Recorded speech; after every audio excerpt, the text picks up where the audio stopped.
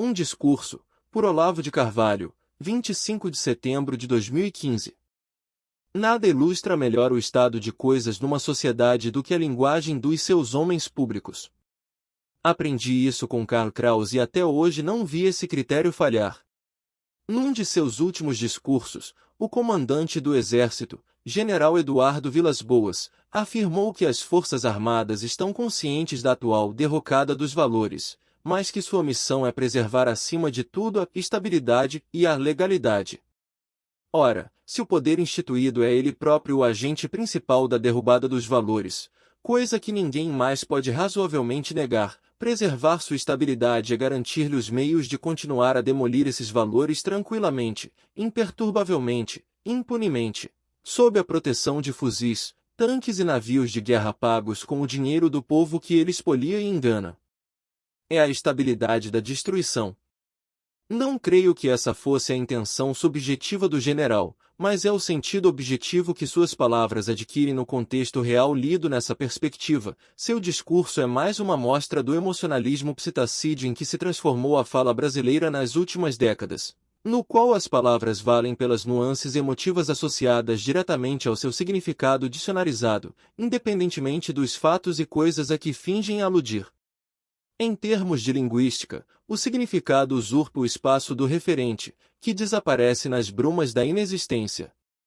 Quando a segunda expressão, legalidade, ela não tem nada a ver com a ordem legal substantiva, já destruída há tempos e que só subsiste na função de referente suprimido, ela visa apenas a marcar a diferença entre os militares de hoje e os de 1964. Exigência indispensável do código politicamente correto contra o qual o general havia acabado de resmungar umas palavrinhas desprovidas de qualquer efeito objetivo até mesmo sobre o seu próprio discurso. O general Vilas Boas não é nenhum imbecil e com certeza não é um homem desonesto. O que caracteriza o presente estado de coisas é precisamente que até os homens honestos e inteligentes começam a falar na linguagem dos cretinos e cretinizadores, pelo simples fato de que já não há outra disponível. A finalidade dessa linguagem é construir aquilo que Robert Musil e, na esteira dele, Eric Voegelin, chamavam de segunda realidade, uma espécie de mundo paralelo feito inteiramente de significados dicionarizados e sem nenhum fato ou coisa dentro. Uma vez removida para a segunda realidade, a mente humana já não serve como instrumento de orientação na realidade genuína, mas conserva apenas duas funções essenciais, o engano e o auto-engano, que passam a vigorar como lações políticas, com resultados previsivelmente bem distintos das intenções alegadas. Os 2 milhões de manifestantes que foram às ruas protestar em março e setembro, com o apoio de 93% da população, diziam e berravam da maneira mais clara os nomes dos inimigos contra os quais se voltavam, PT e Foro de São Paulo. Centenas de vídeos do YouTube confirmam isso de maneira incontestável. A Constituição Brasileira, título 1º, art. 1º, alínea V, parágrafo único, estabelece: todo o poder emana do povo, que o exerce por meio de representantes eleitos ou diretamente. Que significa esse ou diretamente? Significa que os representantes eleitos, ocupantes do executivo e do legislativo, são um poder instituído, o qual, por definição, não se sobrepõe jamais ao poder instituinte, a massa popular que o criou e que conserva o direito de suprimi-lo a qualquer momento pela sua ação direta. Como, dos 7% que ainda apoiavam o governo àquela altura, 6% consideravam nada mais que regular, o apoio substantivo de que ele desfrutava era de apenas 1%.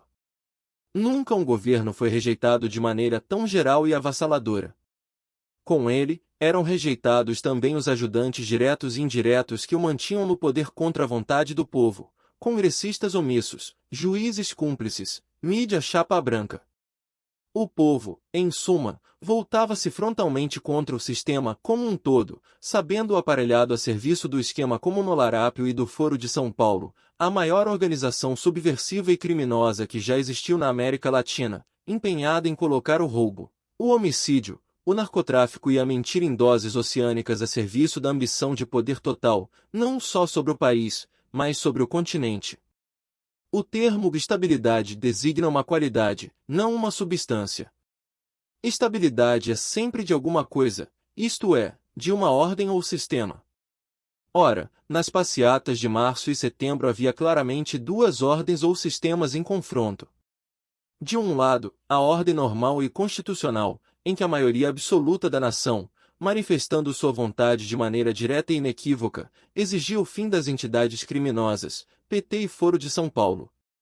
Do outro lado, o sistema federal de exploração, manipulação, roubo e autoengrandecimento insano. De qual dessas duas ordens o general desejaria manter a estabilidade? Ele não esclareceu esse ponto, que é a substância mesma do assunto nominal do seu discurso. Preferiu o adjetivo sem substantivo, como aliás é de praxe no Brasil de hoje.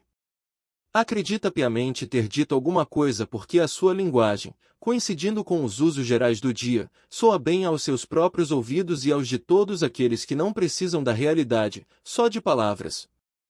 Não creio ser demasiado pessimista ao prever que, enquanto os homens inteligentes e honestos continuarem falando na linguagem que os charlatães inventaram para seu exclusivo uso próprio, o Brasil continuará vivendo na segunda realidade, onde um governo criminoso apoiado por 1% da população constitui a ordem, e sua manutenção no poder por juízes e congressistas comprados é a única forma de estabilidade possível.